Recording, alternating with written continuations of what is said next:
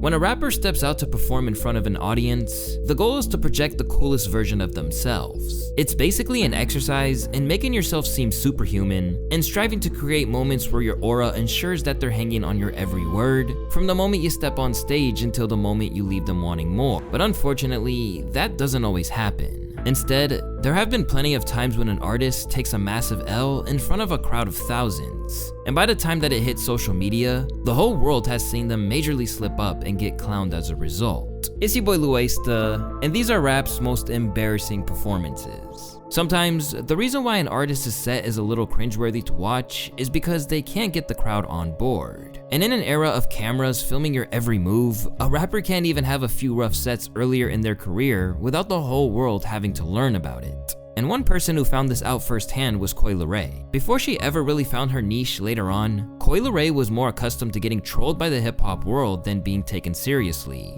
From her overconfidence in interviews, everybody tried to shit on me and was like, oh, you're a TikTok artist and all this other stuff. And I was like, man, listen, little do y'all know, I ain't give a fuck. Once I knew that the TikTok drove streams, I'm about my money and I'm about strategy. If you don't appreciate the music and you hating because you can't do it the way I did it, then that's cool. But check the numbers out. All the way through to her infamous XXL freshman cypher freestyle, where she started dancing when she ran out of bars. We all get money, yeah, bitch, you all get money, let's go. We all the money, say it, sorry. They really had a lot to work with when it came to taking shots at Benzino's estranged daughter. But the hate and general disinterest that she was receiving from the culture back then really came to a head when she took to the stage at Rolling Loud Miami in 2021. And to say the crowd was uninterested in what she was serving up would be an understatement. They wet like Dory, dubbing these niggas like Lori, hold on. They always switching the story. Applying the pressure, ain't nobody better way up in the sky, bitches not on my level. We with this shit, my whole gang full of rebels. I don't trust no one that dance with the devil. Despite trying to give her all to the performance, it looked like Coi had people doing the mannequin challenge from a few years back. And unfortunately for her, the disdain from the set wasn't limited to those on the premises either, as in the live stream chat, she was getting cooked just as badly and told to hold the L. You really can't twerk your way out of this one. With fans saying this looked more like a Rolling Quiet performance, you can only imagine how brutal the comment sections were, with people tearing her apart everywhere the video got posted. As the footage blew up, Coi had to do what most artists do after a rough performance, address it online. She chose to focus on the positives by thanking her fans for all the love. I'm loved by so many people it blocks out the hate, she stated. It's about over 100 artists who performed on that lineup, and all people want to do is eat up my crack. LOL, gotta love this shit for real, I got good problems. And when that didn't work, she just kept trying to take it in her stride, claiming that it was her originality that was the problem. I wouldn't be who I am if I wasn't for me, you know? I feel like there's only one of me, and the reason why everything is the way it is because of me.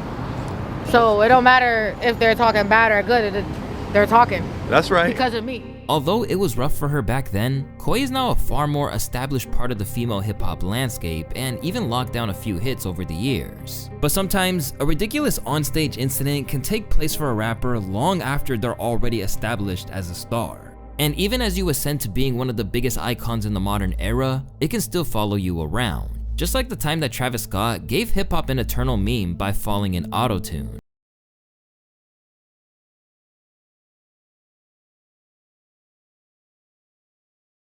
Man fell so hard he started speaking in italics. Imagine he died and those were his last words. What happened on this occasion was that Travis Scott was doing a guest spot during Drake's Boy Meets World tour at the O2 in London. And as he got amped up to perform Goosebumps, he clearly forgot to look where he was going. But in typical LaFlame fashion, there was nothing that was gonna stop him from raging, and with the assistance of Drizzy, he soon popped out of the pit of hell that it looked like he landed in.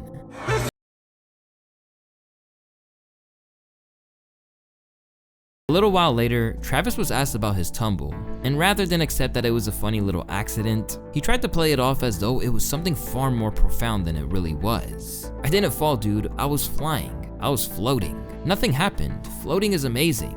It's like getting in a plane. I'm a magician, like David Blaine. I could never fall. But one person who was presumably less happy about the whole thing was Drake. Because in the aftermath of Travis's descent, Drake informed the crowd that the show would be refunded and subsequently gave the money back to all 20,000 attendees. And depending on who you want to believe, this is actually where the line "Churn the O2 into the O3" came from on his smash hit, God's Plan. So while this may have been a bad night for Travis, Drake's fans certainly came away from it happy. But on the subject of Drake, his own live show record isn't without its blemishes. And no, that's not a reference to his bullet hole hoodie and accompanying trail of smoke from the Anita Max Wind Tour in Australia. Instead, there was a time where Drake, despite being one of the biggest artists in the world, found himself getting booed off stage. Before getting into that, it's important to note this infamous encounter at Camp Flog Gnaw isn't exactly the only time he slipped up on stage, sometimes literally. Like the time where he forgot he used to be Wheelchair Jimmy in Degrassi and his legs just stopped working.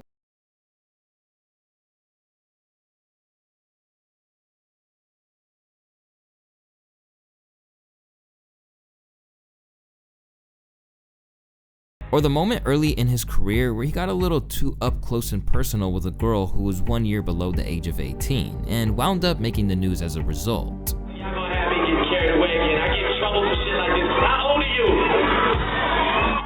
Oh,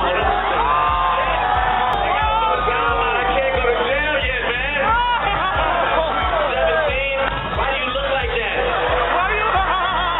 You thick. Look at all this. I don't know if I should feel guilty or not, but I had fun. I like the way your breasts feel against my chest and stuff. But years on from either of these situations, Drake was booked to perform as a surprise headliner at none other than Tyler the Creator's own festival at Dodger Stadium. The only problem that Drizzy had was that this wasn't his crowd. In fact, without Tyler even saying anything, the crowd had jumped to the conclusion that they would be seeing his old Odd Future bandmate Frank Ocean. So when Drake appeared, a vocal section of the crowd were not into it. And after weathering the storm for a little bit, he asked the audience if they wanted to see the show continue. And when he was emphatically told no, he left the stage to a chorus of boos. Like I said, I'm here for you tonight. If you want to keep going, I will keep going tonight. What's up? If you want to keep going, I will keep going tonight. Well, look, it's been love. I love y'all. I go by the name of Drake. Thank you for having me. As the dust settled, the whole situation prompted an angry response from Tyler, who couldn't believe what he had witnessed. In his estimations, he thought bringing one of the biggest artists on the fucking planet for a music festival was fire. He then admitted he was a little tone deaf knowing the specific crowd it drew, and that some people created a narrative in their head and acted out like assholes when it didn't come true. I don't fuck with that. Y'all represented me and Flog to my guest and made us look so entitled and trash. Since then, Tyler has continually aired his grievances about the whole thing, claiming that it was a bad look for him and his fans collectively. What was that? Everyone thought Frank was gonna be there, but I never said he was or implied it or anything. And Drake came out. Everyone's having a good time, but it was a few people in the front who were just not fucking with that. The only reason why I was mad is because I was like, yo, Aubrey, come to this. Everyone's gonna welcome you with open arms. These kids here don't judge. Like, Yeah, no, they don't. This is a safe spot for anyone. Yeah. And then when that happened, and these motherfuckers is like, fuck you. Yeah. It's like a reflection on me to Aubrey, and I'm just like, it's like coming to my house, and then my kids start peeing on your leg. Right. And like you start looking at me like, dog, get your fucking kids, bro. As for Drake, he did what he does best and tried to act unbothered by the whole thing by trolling the audience that scorned him on Instagram, with the joke even being saluted by Frank Ocean himself. Plot twist, just signed a 10-year residency at Camp Flog Gnaw. Sorry kids, see you every single year till you're 30. Afterward, Drake spoke about the incident on Rap Radar, admitting that the way it played out completely caught him off guard. Like, I was kind of sitting there going like, you guys know Frank's not here, right? So it's like, you may as well just like get over that and now like let's rock, cause like I'm the guy, I'm the replacement. So I got a couple joints if you want to hear them. Like it was, I just walked myself into a situation that like, but at the end of the day, I knew right away. I'm like, they came to see a different show. Yeah.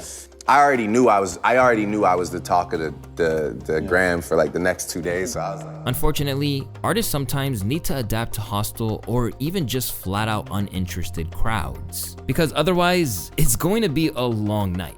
And for DJ Khaled, this is something he's had to get accustomed to. Considering there's always a lot of speculation over what exactly Khaled does, there's no surprise that he's not exactly the most in-demand live performer. And when you book him to play at an EDM festival, things get even worse, as despite his numerous attempts to try and get them on board, it just didn't work. Nothing can stop me, I'm all the way.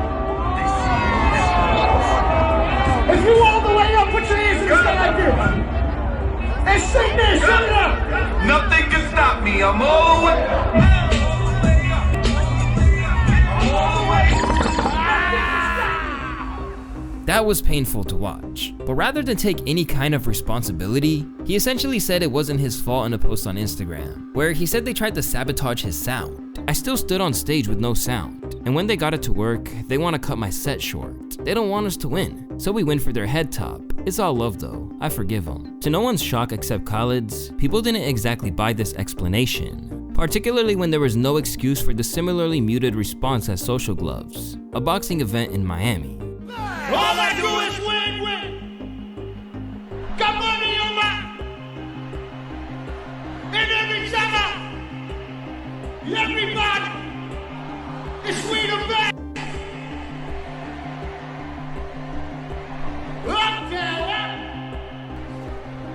This is what happens when I memorize something for an exam and the different questions come. When the homeless guy walks past your car screaming, as painful as that was to watch, at least no one was physically hurt. But the same can't be said for what happened when Miguel took the stage at the Billboard Music Awards. As he was flying high with his debut album at the time, Miguel was performing at the BBMAs and wowing audiences with a rendition of Adore. But when he tried to leap from one side of the crowd to the other, things went left.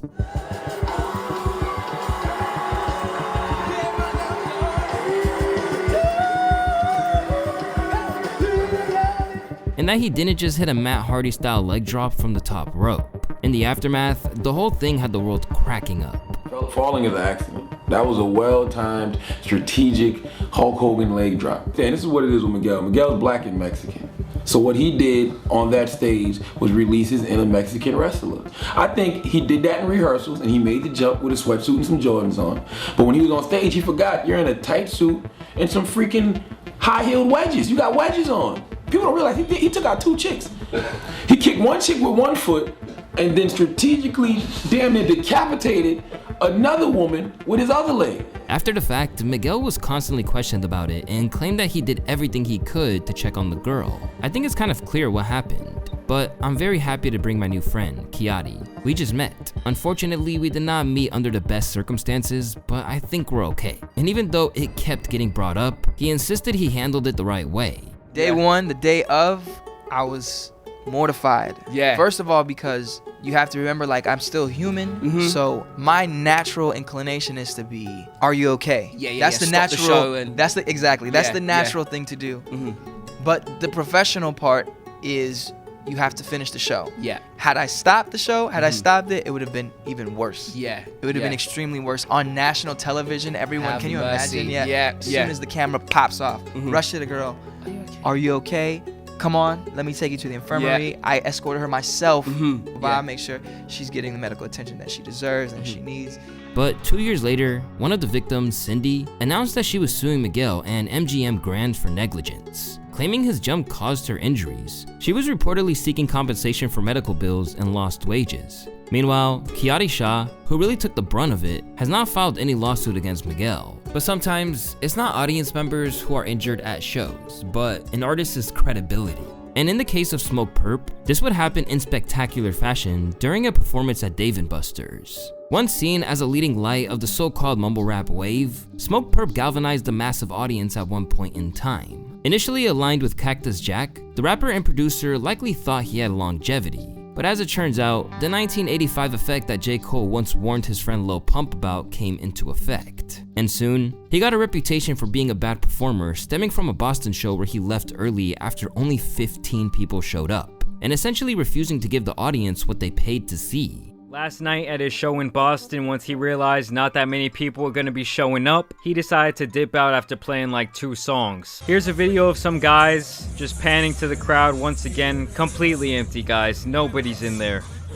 Okay, even the DJ's like, what the fuck is going on? I mean, literally, guys, you're looking at about, what, 20 people in a room? Guys posted up on the wall. At the time, a photographer relayed how poorly he behaved at the show and essentially put him on blast. 3 to 4 songs go by and he's not doing anything. He's walking around looking at the audience. Then I realized that these aren't even his songs. He's playing music from X, Lil Peep, Juice WRLD, and all of his friends. Then, as I'm about to go take a photo with him with the crowd, he drops the mic and walks away. The lights come on and he leaves. He promised a meet and greet, but there was nothing. I don't care about Purpp at all. If you go to a show, regardless of the amount of people that show up, the least you could do is give them a performance. I hate this mentality that there's rappers who feel entitled to the point where they won't even give you the bare minimum for a performance because it wasn't what they expected. The people who planned the show spent money for you to waste it. That's what happens, I guess. As for the fans, they weren't any less enraged. Straight up like some At bullshit. least show up for your fans, the ones that actually waited since 6. Yeah, we're here trying to give you some fucking money, bro.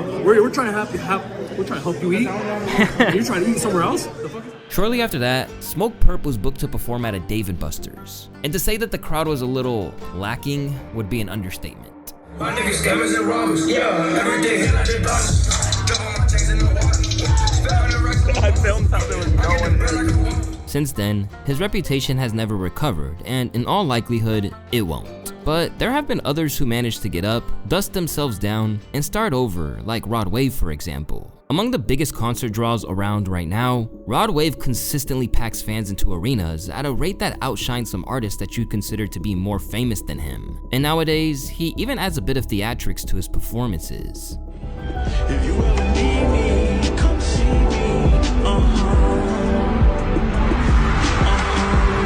But long before that, Rod, who isn't exactly the skinniest rapper around, was getting trolled for basically destroying a stage by stepping on it.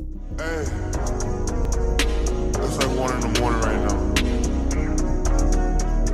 Even though he had to cancel the show afterward, Rod kept it lighthearted, posting on Instagram saying, "Pimp down. I repeat, pimp down." Amid endless jokes about his weight, Rod wasn't convinced it was his fault. And in an interview, he suggested that there was sabotage before reconsidering just how much of an entourage he had with him, a lot of whom he didn't even know.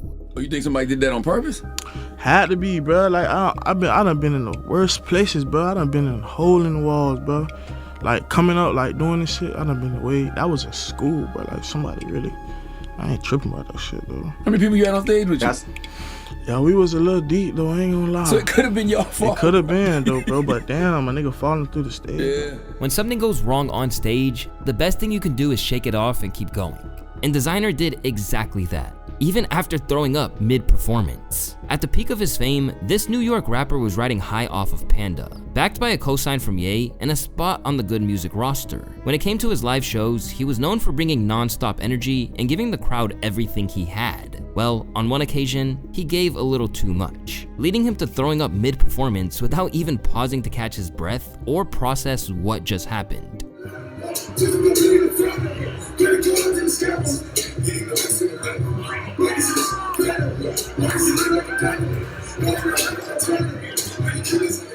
After the fact, Desiigner, who was hit with accusations of drug abuse after this occurred, said it was just a shot of Henny that went wrong.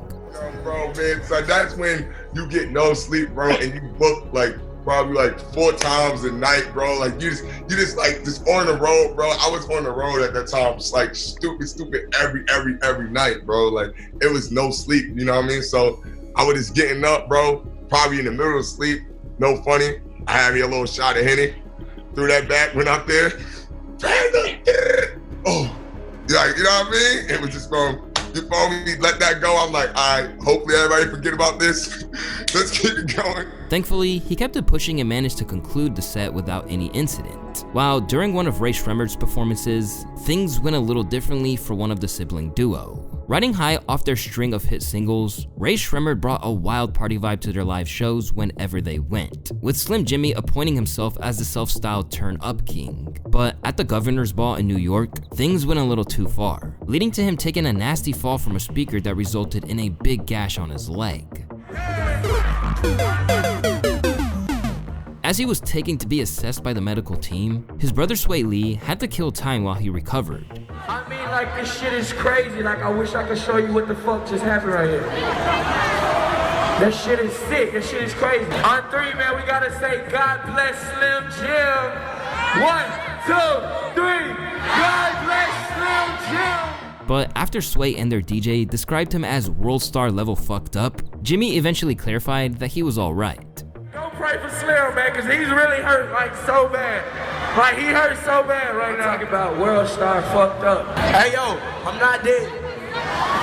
Despite the injury, he pushed through and finished the show like a champ. only to end up in the ER afterward. And while Slim landed in the hospital, one rapper who was lucky to avoid the fate was none other than Tekashi 6ix9ine, a guy who hasn't exactly had the best track record with crowd surfing. During his initial run in the game, energy was everything for Tekashi 6ix9ine. Led by his high-octane tracks with their shouted vocals, he had no shortage of wild live shows when on his tours. But this love he received didn't always translate when he stepped out of his own bubble, and he would learn this the hard way at a Fetty Wap show when he came crashing down to earth.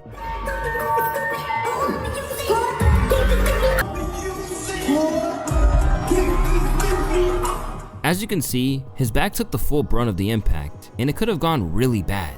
I went to go jump, but I'm so hype on stage, I'm not looking at the crowd, you know what I'm saying? Everyone's telling me that I jumped in a group of 10 girls, frail ass girls, you know what I'm saying? When I jump, I hit a spin, so I don't hit nobody with my knees. So I went, and all the girls just mid-air, I see them just move. I just let God take it from there. And while he briefly thought he was in real danger, it didn't stop him from doing it again the following day at a Marshmello show with similarly disastrous results. It was the next day I was at Marshmello show. It's just, every time I get dropped is when I'm at somebody else's show. It's not my show. So I jumped at Marshmello show, hit the pavement again. But I took a girl with me though. Now, it's a rare occasion when you need to salute Tekashi for getting up and keeping it moving. However, it's not quite as impressive as how Bay Area legend Richie Rich recovered when he got seriously injured on stage. In fact, the OG handled it so well that it went from embarrassment to absolute baller behavior. During a live show with rising Bay Area star La Russell, Richie Rich was performing their track What We Doin' and really began getting into it with the young guns. The only problem was that his 56-year-old body didn't cooperate and he shattered his knee. Running them hills on rap. Y'all know where they come for the slap? But amazingly, the Oakland icon wasn't to be deterred and immediately spit his verse like it was nothing, before eventually changing his verse to insist that he needed some medical attention. Bust the game down like an A for blow. Rocked it up, blew my knee. Do you see that, Joe? Still flowing, nigga, and I can't stand up. Niggas in the hood call a doc man up. What we doing? Fucking with a nigga on stage. What we doing? Blew my knee, acting out my age. What we doing? I don't really even give a fuck. What we doing? And with that, we saw a masterclass of turning a potentially embarrassing situation into something slick, as in the aftermath, he got nothing but admiration. It's a lot of rappers, but that's an MC. Didn't lose the flow, kept the crowd going, diagnosed himself, kicked a freestyle, and made some jokes after. Salute to Richie Rich for showing the younger artists out there how to turn a bad situation into gold. It's your boy Louaista, and I hope you guys really enjoyed this one. If you want to see me make more of rap's most embarrassing onstage moments, just let me know in the comments down below, because trust me, I got a lot more where that came from. But until next time, my friends, peace.